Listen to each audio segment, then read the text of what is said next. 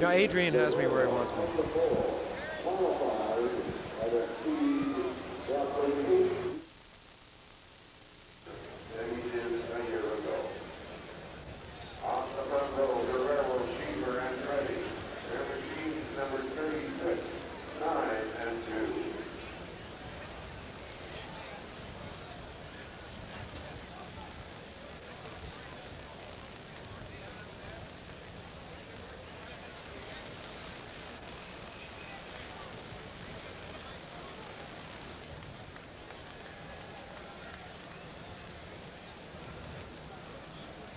At Indianapolis, the countdown continues as we move to the engine start. The traditional ceremonies are soon to begin.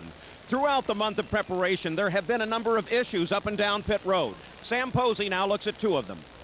Well, Paul, speeds rose more this year than they have in 20 years, and it has been a very dangerous month. Marcello's death, Piquet, Machusta, Carter, all with broken bones.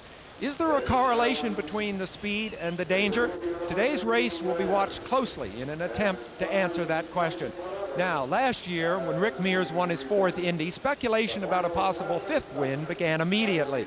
A.J. Foyt and Al Unser, of course, have also won 4, but they are in their 50s and considered, frankly, long shots for another win. Rick, on the other hand, has just turned 40, and he drives for the Penske team, the best in the business when it comes to winning this race.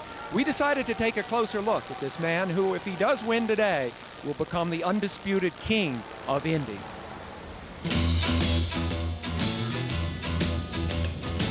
Rick Ray Von Mears grew up in Bakersfield, an oil and agricultural town in the Central Valley of California. His dad's hobby was racing, and from an early age, Rick and his brother were exposed to things mechanical. It was a close-knit family, and for them, racing was fun. I liked it too because I liked them all being involved in something together, and they were definitely involved in it.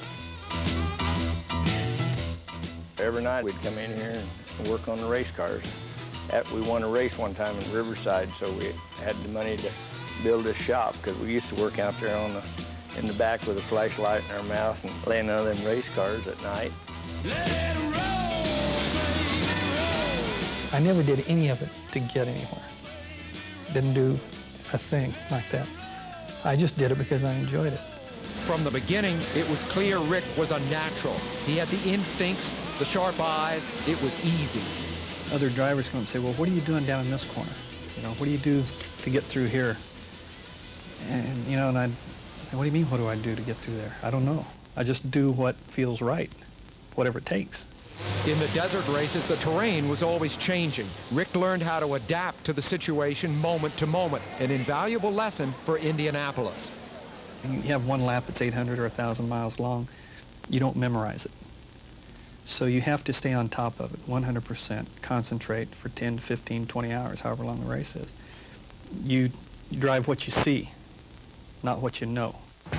By the time he was 25, Rick had cut his hair and was on the road to Indy. Car owner Roger Penske spotted his talent, and despite the fact Rick failed to qualify this pink car, Penske, who needed to replace Mario Andretti, asked him to join the team.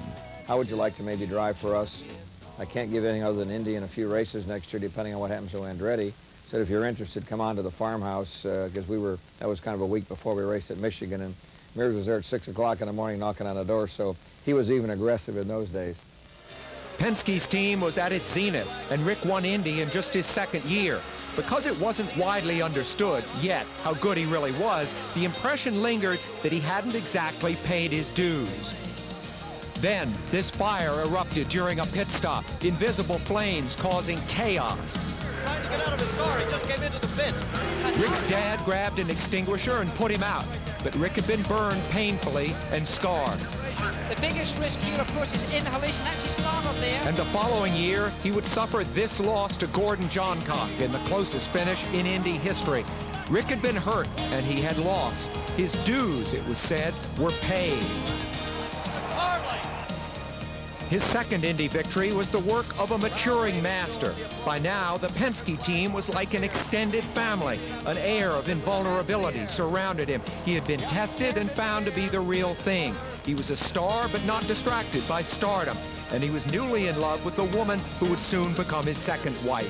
I never really thought that Rick would ever get seriously hurt in an Indy car, and I realized that was being totally naive in September of '84 when he crushed both of his feet. In addition to the pain and the permanent disfigurement of his feet, Rick was sidelined at the height of his career. He spent 3 months in the hospital and a further 6 in a wheelchair. While others talked of his retirement, Chris never doubted he would drive again. Racing is Rick's first love, and it always has been, it always will be, and I know that Rick would be miserable without it. So for that reason alone, I'm glad he's racing, because I don't know what he'd do if he wasn't racing, and I don't think he does either. So far, Rick has not had to look to a life beyond racing. Recovered from his Sanair crash, he has won Indianapolis twice in the last 4 years. He has often seemed to be beaten in the early laps, but then he has come from behind, calmly and deftly adjusting his car to suit the track conditions, just as he did when he raced in the desert so many years ago. The kid from Bakersfield has come a long way, but he has changed very little, except, that is, for the number of fingers he holds up in winner's circle. How soon will it be 5? That is Indy history, waiting to be made by Rick Rayvon Mears. Rick, a fractured foot, a fracture in your wrist, is that going to affect your drive, and how? I don't think so. And I think this cool weather is a big plus. The new Marlboro car this year has a lot lighter steering than last, so that's really going to help the wrist. And the foot, it's the left foot instead of the right, which is the one we don't use as much around here, so we should be better shape than last year. It's been 6 years since you've started a race here at Indy, not on the front row. How does that make you feel? Well, we'd much rather be up in the front row, but you know, it's not different than any other race that we start back in the back a little bit farther, and you know, you just got to be heads up, you know, watch the traffic. We just want to get through the first lap or two and get comfortable and then go from there. Well, good luck to you. Thank you very much, Jack.